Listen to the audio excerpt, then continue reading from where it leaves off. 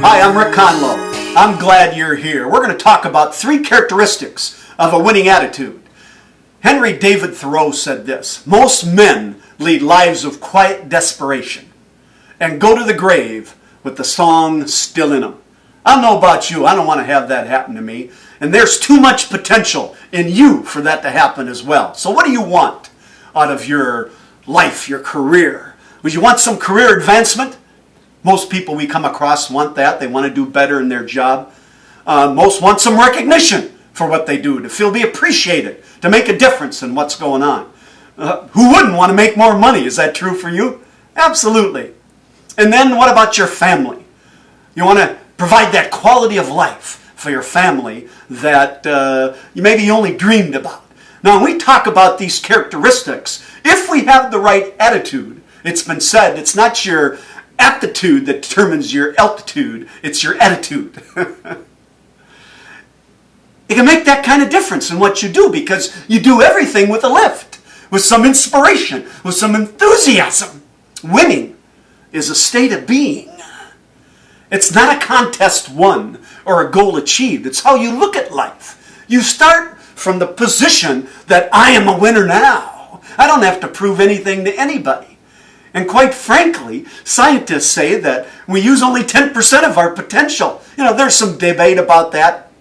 In a recent movie called Lucy, there's a scenario where she's able to tap that 100% potential and is able to do some amazing things. Well, the point here is, if we believe that we're a winner and we're starting there, we begin to believe that there's not much we can't do if we become a student of the game and we work at it, if they have the right attitude. So that's what I want to talk to you about. And my business partner, Doug Watsbaugh, and I have done a study of what superstar performers do. You know, there's almost a cult about the superstars in sports and entertainment. And I'll talk about that a moment later. But we studied it in the workplace. And we've got 4 different books related to that. And we found some commonalities in terms of their attitudes, which I'm going to share with you. So here they are. And I'll talk about each one separately. But a focus on the possibilities, persistence in what they do, and pride in what they do. So let's take the first one. The possibilities is first. Dr. Viktor Frankl said man's ultimate freedom is his ability to choose his own attitude. And just a quick thing, he was in a German concentration camp and deprived of everything that we all take for granted about life. But yet he found that those who had a will to survive, who would choose the best in spite of their horrific circumstances, were able to continue on. So as a psychologist and a psychiatrist, he knows what he's talking about. We get to choose.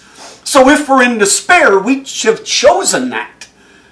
If we're winning, we choose that. As I said before, it's an attitude. And here's 4 people that people would say they have all rights to be in despair and depressed about what's going on, and maybe even feel like losers, that there's no hope for them. Bethany Hamilton had her arm bitten off while she was surfing. She was a very good surfer, but she had it bitten off. She loves surfing.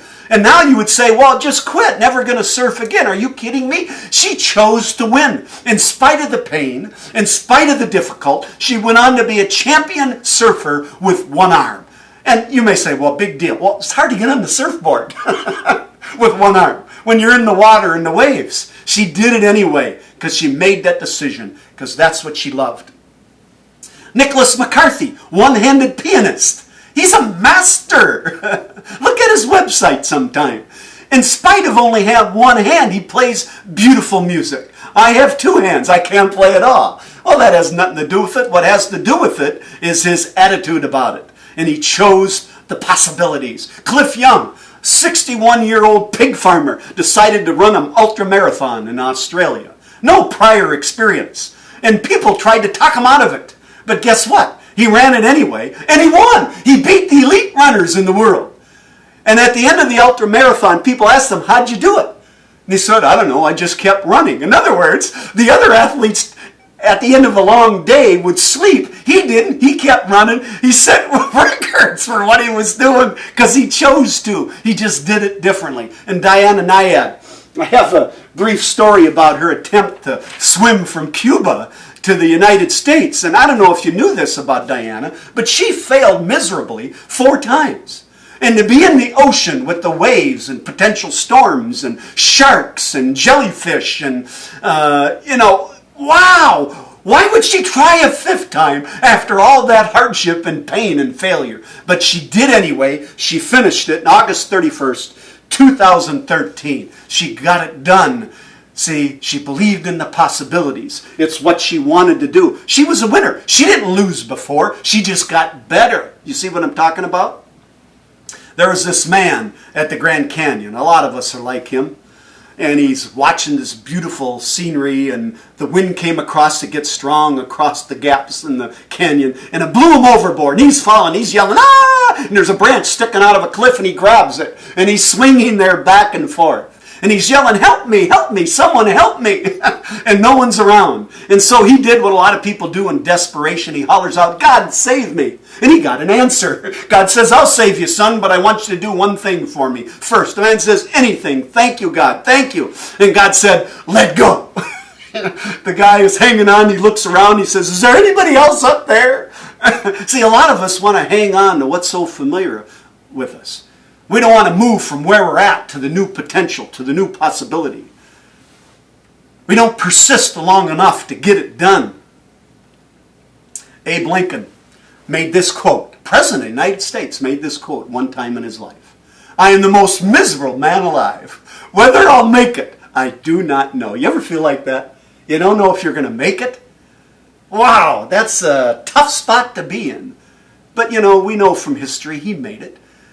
All that prepared him for something better later, something grander. You see, his difficulties in life prepared him to be the President of the United States at a dark time in our history when we were pulling the nation apart, and he was there to pull it back together and then go above and beyond that by freeing the slaves, the Emancipation Proclamation. You see what I'm talking about here? He hung in there anyway. Yeah, we all have those kind of feelings. We get some help for it. We get support for it. We learn what we need to learn. And we focus on the possibility and persist our way through it and getting there. And it's amazing what we can do. Just like Abe Lincoln. Now, we may not all be the president. Doesn't matter. We could be Ludwig van Beethoven. Beethoven, one of the greatest composers and conductors of all time. 9 symphonies, 32 sonatas. He lost his hearing. I don't know about you, that would be a hard thing in the music business. You can't hear. He even got to the point he'd listen to vibrations as he played the piano so he could figure out the notes he wanted to write. Wow! He did it anyway. He didn't quit. And Diana Nyad, I already mentioned the persistence that she had, knowing that on the 5th attempt, she'd have all the trials she had before the other time she tried. Persistence. Don't give up on yourselves. Others aren't giving up on you. You have that potential. The third element then is pride. Pride. A young lady wrote this to her music teacher. Dear Miss Harper, the name of the music teacher, my mother said if I wanted to be good at playing the piano, that I should practice, work hard, and do this long and apply myself. That is why I'm writing this letter. I decided to quit to play the piano. Signed, your student, Susie Thompson. She gave up too soon. See, you know what? We've got to have pride in what we do. We're made in the image of greatness. Believe it. Trust it. Stick with it. Doesn't mean we do everything right all the time. It just means we have that within us. That's where we're starting from. I have a little granddaughter. She comes over. She's 2.5. She's always got a smile. Always jumping up and down. Always want to do something. Very seldom a problem. Everything's exciting. Everything's new. So much creativity about life. And that's where children start from. And then they become adults. And we tend to squash that to a certain degree if we allow it. Remember where you're starting from. Remember that pride. Not that you're better than others. A study done on top salespeople found that the success of salespeople, 7% of it was based on their skills and knowledge. 93% had to do with the attitude that we're talking about.